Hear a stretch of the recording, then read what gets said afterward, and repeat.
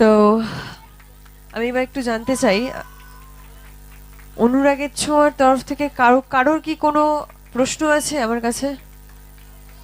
কোনো প্রশ্ন আছে?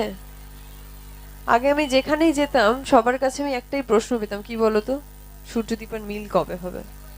এই কমন প্রশ্নটা শুনতে শুনতে আমার কানটা জাস্ট ব্যথা হয়ে গেছিল। আরো একটা প্রশ্ন আসতো যে মিশকা কবে শাস্তি পাবে। দুটোই হয়ে গেছে, দুটো হয়ে গিয়ে মিশকার শাস্তি পাওয়া থেকে মিশকা আবার জেল থেকে ছাড়াও পেয়ে গেছে। এখন সে বাড়ি বড় বউয়ের মতো পায়ের উপর পা তুলে সেনগুপ্ত পরিবারে আছে, যেহেতু তার একটা সন্তান হয়ে গেছে, তার ছেলে হয়েছে।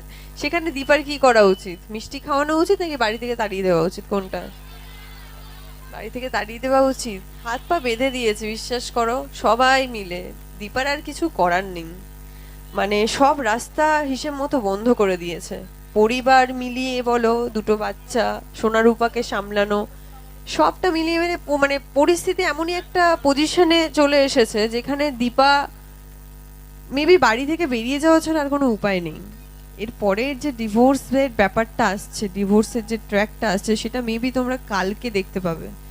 আই গেস কাল বা পরশুর মধ্যে তোমরা ডিভোর্সের ব্যাপারটা দেখতে পাবে, সেটা তোমাদের কাছে ক্লিয়ার হবে। আমি সবটা বলবো না, বললে ইন্টারেস্টটা কমে যাবে। তো তার জন্য দেখতে হবে অনুরাগের ছোঁয়া। এবার তোমাদের কি মনে হয়, ডিভোর্সটা কি হচ্ছে? হুম, ডিভোর্সটা হচ্ছে না হচ্ছে না? আরে হলেও জোর কি, করে একটু বলো। হলেও কি ডিভোর্সের এই ব্যাপারটা কি বেশি দিন টিকবে না টিকবে না, তোমাদের কি মনে হয়? সূর্যদীপ আর ভালোবাসার সম্পর্ক, সেখানে কোনোদিন ডিভোর্সের ব্যাপারটা আসতে পারে না তো? অবশ্যই। তো সেই রকমই কিছু একটা ভেবে নাও।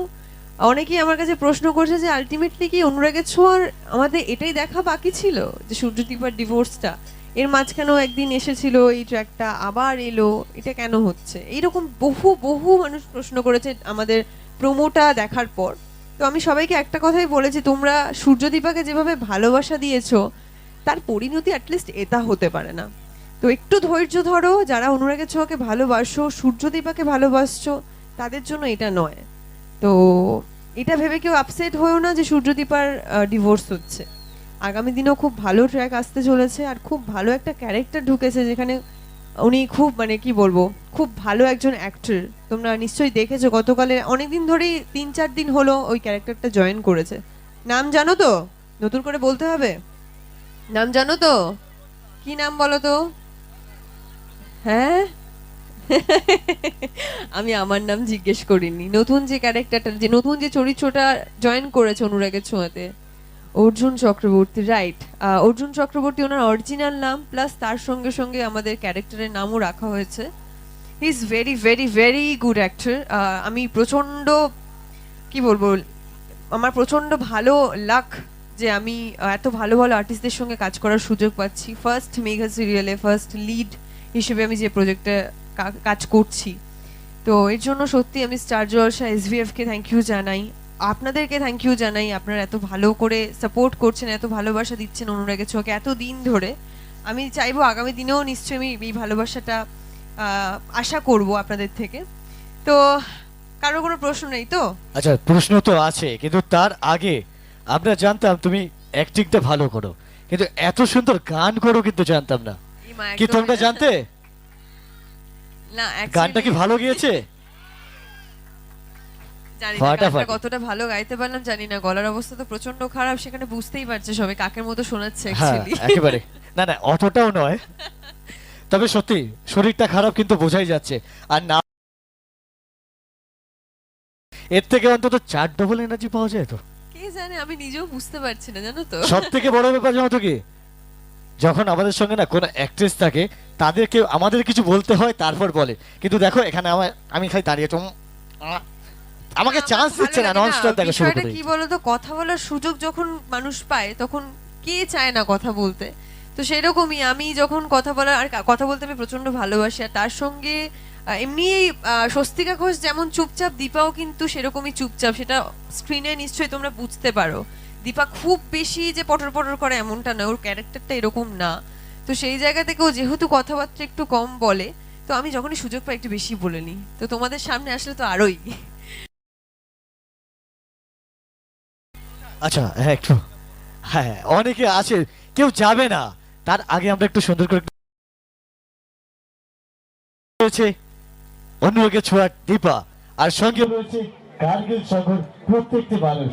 আর আমরা প্রথমেই আমরা শিল্পীকে বরণ করে নেব। বরণ করবে আমাদের শ্রাবণী দণ্ডপাট। দিদি ভাইকে আমি একটু ডেকে নেবো ভাবছি।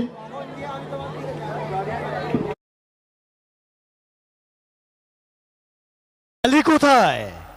আরে বলতে হবে তালি তালি।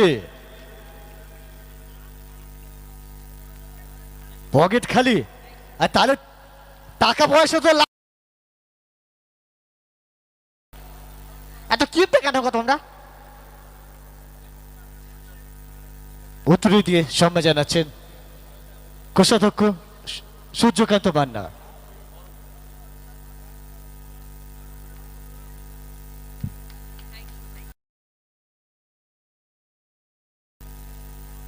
এবং আমরা একটা সুন্দর ফলক দিয়ে অর্থাৎ মেমেন্টো দিয়ে বরণ করে নিচ্ছেন কার্গিল সংঘের পরিশ্রম করে আমাদের অনুষ্ঠানটা আমাদের হাতে তুলে দিয়েছেন। আমি দাদু ভাই একটু দেখে নেব।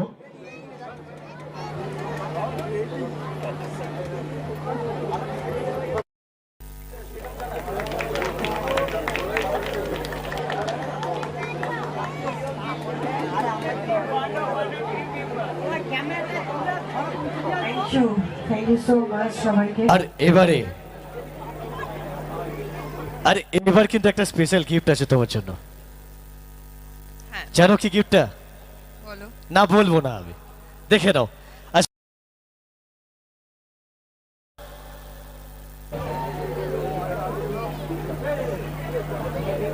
কমিটির সবার জন্য একবার জোরদার তালি হয়ে যাক।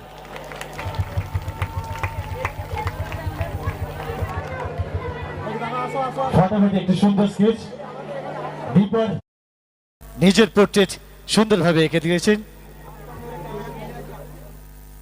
অঙ্কন আচ্ছা, thank you so much Kargil সংঘের অল মেম্বারসদের অসংখ্য ধন্যবাদ আমাকে আমন্ত্রণ করার জন্য। সত্যি আমি আজকে খুব খুশি হয়েছে এখানে আসতে পেরে। না আসলে বুঝতে পারতাম না মানুষের ভালোবাসা যে এরকম হতে পারে। তো একটা কথা বলে নিই স্বস্তিকা, মাঝখানে আমি ঢুকে গেলাম।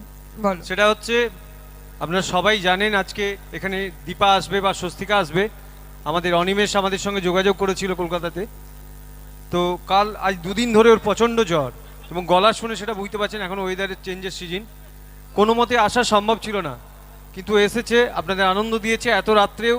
এত মানুষ দেখে সত্যি আমরা খুব আপ্লুত। আর এই কার্গিল সংঘের প্রত্যেকটি সদস্যকে ধন্যবাদ জানাই, কেন ফেসবুকেও আছে। আমাদের ফেসবুকের সঙ্গে আমি সারা বছর দেখি কার্গিল সংঘ আমার সঙ্গে ফেসবুকে আছে, নানা রকম কমেন্ট করে। তো দীপার তরফ থেকে একটা ছোট্ট উপহার আপনাদের সবার জন্য, মিষ্টি ভালোবাসা, আর কার্গিল সংঘের জন্য ছোট্ট একটু মিষ্টি উপহার তুলে দেবো। একটু আসবেন, আপনারা ক্লাবের কয়েকজন আসুন।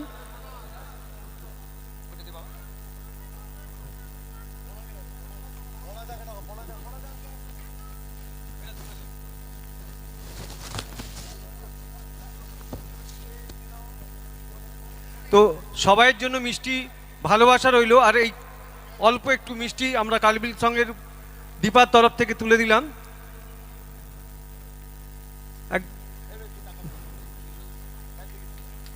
সবাই ওকে আশীর্বাদ করুন যেন ও সুন্দরভাবে ওর পথ চলতে পারে। আরও অনেক ভালোবাসা, আপনাদের মিষ্টি ভালোবাসা, মিষ্টি উপহার, আপনাদের ভালো অভিনয় করে দেখাতে পারে এবং অনেক দূর পর্যন্ত পৌঁছাতে পারে। তো চলুন এবার অনুষ্ঠানে ফিরি। Thank you.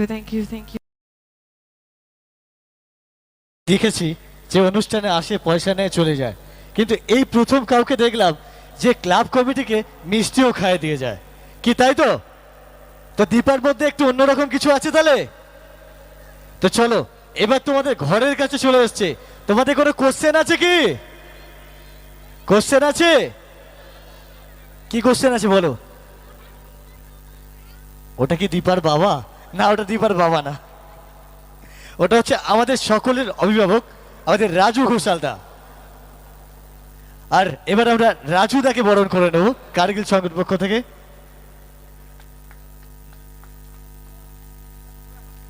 বরণ করে দিচ্ছে সুদীপ্তদা এবং সঙ্গে প্রণয় দণ্ডপাধ্যায় দাদা ভাই। এবং স্মারক তুলে দিয়ে বরণ করে নিচ্ছেন দিলীপ বাবু, পুজো কমিটির যুগ্ম সম্পাদক।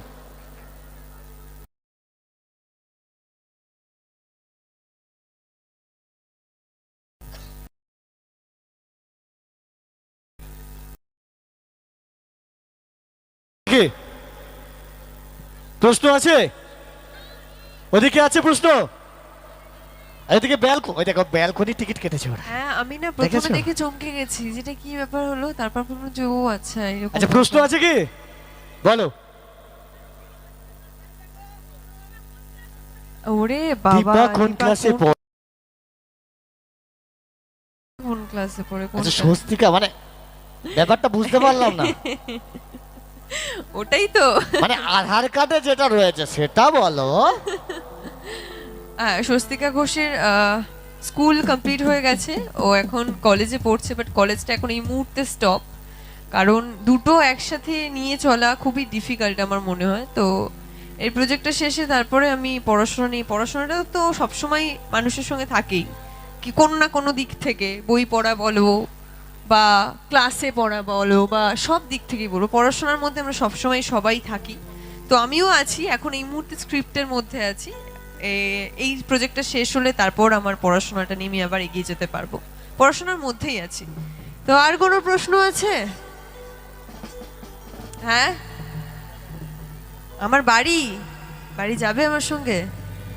হ্যাঁ, তারপর সবাইকে বাড়ি নিয়ে গেলাম, বাড়িতে অত জায়গা নেই, বিশ্বাস করো, সবাইকে বাড়ি নিয়ে যেতে পারবো না। বাড়ি নিয়ে যেতে পারবো না তো কি হয়েছে, মনে অনেক জায়গা আছে, আমি সবাইকে মনে নিয়ে চলে যাব। ও বাবা, এ তো আরো খারাপ। তো আমার বাড়ি এই মুহূর্তে, আমি কলকাতায় আছি কাজের সূত্রে। আমার অরিজিনাল বাড়ি কি কেউ জানো কোথায়? রায়দিঘিতে আমার অরিজিনাল বাড়ি, ওখানে আমার জন্ম। আমি এখন কলকাতায় আছি, এখন এখন পার্মানেন্ট কলকাতায় শিফট হয়ে গেছি। আর কোনো প্রশ্ন আছে?